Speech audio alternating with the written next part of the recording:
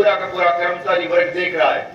जैसा हमारे सीनियर्स ने, राजकुमार जी हैं, इधर मदन जी है, इन्होंने बार बार हमें ऐसे साथियों ने बतलाया है कि सरकार की मंशा बिल्कुल क्लियर कट है। जो फॉरेन पॉलिसी है, जो हमारे ऊपर एक तानाशाही है, जो तुगलकी फरमान है, वो थोपे जा रहे हैं जबरदस्ती। और इसी फरमानों ने जो कर्मचारियों को, जो अनेक विभागों में कार्यरत हैं, चाहे कच्चा पक्का जो भी हो, उनको यहाँ तक कि कभी कभार इतनी मानसिक